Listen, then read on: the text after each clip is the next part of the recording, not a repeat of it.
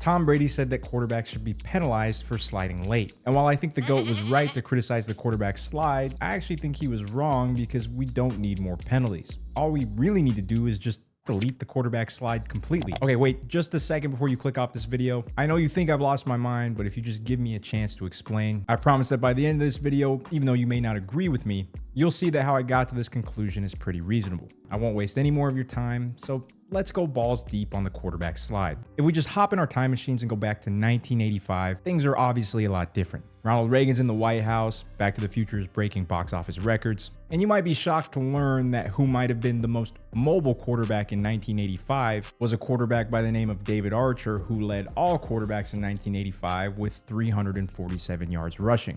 When I saw that, I thought my own grandma could probably rush for 347 yards in a season, her bad hip and all. But it is important to note that there are some obvious reasons for why the quarterback rushing numbers were so low in 1985. Of course, offenses were different and didn't really lend themselves to quarterback rushing. Most of the quarterbacks in the league at the time also weren't the type of athletes that we're used to in 2025. But neither of those were the full reasons for why quarterbacks didn't want to run the ball. What might have actually been the biggest deterrent for quarterbacks not running the ball in 1985 was that if you ran the ball in 1985, you ran the risk of getting put on a t-shirt. We're literally talking about an era where defenders could launch themselves however they wanted at the ball carrier. Basic spearing rules did exist, but they hardly ever got called, and there was no talk of helmet-to-helmet hits at all. And it goes without saying that we did not have the rules in place that we do today to protect quarterbacks in the pocket.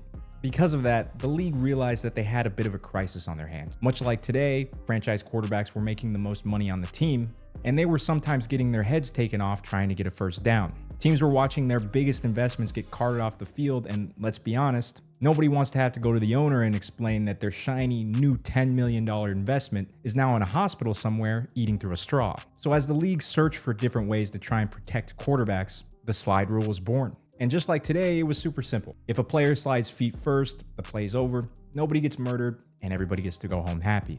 And for about 20 to 30 years, depending on how you look at it, I think the slide rule worked perfectly great. However, slowly but surely over the last 10 to 15 years or so, something started to happen that a lot of people didn't see coming. For decades and decades, the conventional wisdom was that the college game could never transfer to the pro level, and that was a big reason that we never saw the athletic type of quarterbacks that flourished in the NCAA. As we know now, that conventional wisdom was completely wrong. Options, RPOs, and the spread offense didn't just make their way into the NFL, they've completely taken over. And with that came quarterbacks who were much more mobile and athletic than anything we'd ever seen before in the league. This new wave of quarterbacks brought completely new ways to play the position that had never been seen at the pro level. While I think that quarterback evolution has been good in most ways, this is where I start to have my issues with the slide rule. The slide rule made sense in 1985 when the game was much more violent and QBs were, for the most part, fragile pocket passers.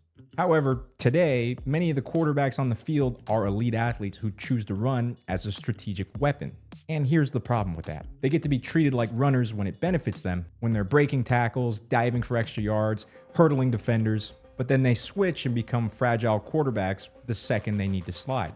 Let me just break that down a little bit further. We have guys like Josh Allen, who's 6'5", 237 pounds, extremely handsome, and runs a 4.75 40. For perspective, that's bigger than a lot of running backs. It's as big as some tight ends and faster than some of the linebackers and defensive linemen trying to chase him. And obviously, he's not the only dangerous runner. Lamar Jackson's rushed for over 1,000 yards in a season 2 times. Jalen Hurts' dump truck of an ass squats over 600 pounds, and we've seen how he runs the ball. I could go on and on about the other athletic threats at quarterback, but my point remains the same. These guys are not fragile pocket passers anymore. These are elite athletes, and many of them could probably start at multiple other positions. Like I said, while I think this evolution of the quarterback position has been good in most ways, when it comes to the slide rule, I think it's created 3 major issues that I'll break down right now. First, and maybe the most obvious, is there's a physics problem when it comes to the slide rule in general. Defenders are being asked to do something that's quite literally impossible. They need to charge full speed at an elite athlete with the intent to bring them to the ground and then magically stop on a dime if and when he decides to slide. Just put yourself in a defender's shoes for a second. You have Josh Allen with a full head of steam charging at you. He can run you over, hurdle you, juke you out of your socks, go out of bounds, or slide. If you're the defender in that situation and you don't commit fully to trying to take this guy down, you're 100% going to end up on his highlight reel. And on the other hand, if you do fully commit to the tackle and he decides to slide, you run the risk of getting a 15-yard flag thrown on you or getting fined, or getting suspended. It's just a lose-lose situation all around for defenders. Secondly, I think there's a big problem with fairness. I kind of talked about it already in the first point, but smart quarterbacks have figured out how to use this rule in their favor. They know that the guy across from them has to stop if they go to slide. So a lot of the quarterbacks will do little hesitations that look like it could be a juke, it could be a slide. You really don't know. And that split second of hesitation where the defender has to think gives them an extra beat where they can skirt up the sideline. Someone like Patrick Mahomes does this all the time. It's psychological warfare and it works. And I just want to say, I'm not saying that it's the quarterback's fault for doing this. It's like the old saying goes, don't hate the player, hate the game. And quarterbacks are just optimizing how they play with the rules that they've been given. The third and final problem is a safety issue that I haven't really seen anybody talk about at all. There have been multiple instances where quarterbacks will still get hit when they slide, and when contact does happen in those situations, they often get hurt. And I think it's because the slide position itself puts them in one of the most vulnerable positions imaginable when it comes to taking a hit. Their legs are extended, they're leaning back, and they're just completely open. When contact does happen, the very rule designed to protect them actually makes the injuries worse when things go wrong. I've done enough talking about these problems. I have some examples to show you that actually prove my point. The first example I'm going to show you is of Patrick Mahomes against Houston in the playoffs, and this one example highlights both the fairness and the physics aspect that I talked about earlier. Now watch this slide.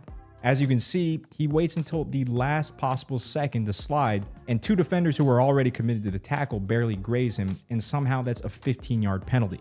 For anybody who remembers, Troy Aikman, the Hall of Fame quarterback and the man I'm named after, was on the broadcast, and he was absolutely losing his mind. He said that he thought Mahomes was a runner and he couldn't disagree more with the call. And I think in that moment, he highlighted how a lot of people felt. Now in this second example, things get a little worse. This one's going to highlight the safety aspect I talked about as well, because what happens when a defender physically can't slow down in time, or worse, what happens when a defender decides they don't care, they're not going to slow down, and they're going to hit the quarterback anyways. It pains me to bring this up, but this is Trevor Lawrence getting concussed when he slid late against Houston.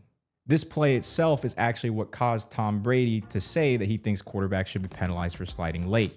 I'm not here to debate if Trevor slid late or if the defender didn't pull off in time. The one thing here that I think can't be debated is that when the protection of the slide fails and contact is made anyways, the offensive player is in a terrible position to take a hit. And in the case of Trevor Lawrence, he ended up getting severely injured. I would make the argument that if Trevor Lawrence had stayed upright and braced for contact as a runner, as every other runner does, he may not have gotten hurt at all. The worst part about the whole thing is that Trevor did absolutely nothing wrong here because his entire career he's been taught that the slide rule would protect him. These two examples show me the same thing. The slide rule just isn't working. It's not protecting quarterbacks, it's not being called fairly, and it's definitely not making the game better. So clearly, something needs to change, and the question is, what's the right fix? I said it already at the beginning of this video, and my solution is very simple. If you're a quarterback and you choose to run the ball, you're a runner, period. The reason why I think this would work so well is that it eliminates that gray area. This would do away with the 15-yard penalties of did that person slide late and is it really the defender's fault? And I think it would actually make most quarterbacks safer because they'd be more selective when they do run the ball, and when a defender's coming at them full steam ahead, they're going to brace for the hit like an actual runner would. Now, I know I'm just some random guy on YouTube with a microphone, but there are actual NFL players who have said similar things to what I'm saying. For example, someone like Micah Parsons has openly talked about how that little hesitation that I talked about earlier, where you don't know if the quarterback's going to slide or juke, can actually end up winning them entire games. Joe Thomas, the Hall of Fame offensive lineman whose job it literally was to protect quarterbacks, was actually the one who coined the term weaponized quarterback slide, referring to how quarterbacks have found a way to use the slide as an offensive weapon, and he said it needs to be removed from the game completely. Now, before I wrap things up, I do want to address some counters that I can already hear coming in the comment section. Yes, any ball carrier can slide in the NFL, but the reason I keep calling it the quarterback slide is because virtually only quarterbacks do it. I'm 99.9% sure if Derrick Henry slid a little late and he ended up getting hit, we would not be seeing the referees call a 15-yard penalty. The slide has essentially become a quarterback-only privilege. I can also hear some of you saying, but what about player safety? And the last thing I'm advocating for is for more players to get hurt. If you don't think that I love watching Lamar Jackson break ankles and Josh Allen run over linebackers, you're lying to yourself. That's just exciting football, and I love it just as much as anybody else. I just think that when the slide rule was implemented in 1985, the game was a lot different. There were no rules protecting quarterbacks when they were in the pocket and vulnerable. And in today's game compared to 1985, you already can't hit quarterbacks low, you can't hit them high, you can't land on them with their full body weight, you can't even touch them a split second after they throw the ball. I would argue that those rules that we already have in place protect the quarterback enough. The slide rule, on the other hand, I think is just completely unfair to defenders. And like I said earlier, I think in some cases, the slide can actually put quarterbacks in worse positions where they will get more hurt because they're not prepared to take a hit at all. The 1985 rule made sense for 1985 quarterbacks, but it's 2025 and the game's changed a lot, and these quarterbacks are not the same as they were back then. Let's just delete the slide rule and simplify the game. And yeah, that's my entire rant. First of all, if you made it this far in the video, just wanted to say thank you for watching my first video on the channel. Let me know what you agree with or disagree with in the comments, and please be gentle. I am fragile like a 1985 pocket passer.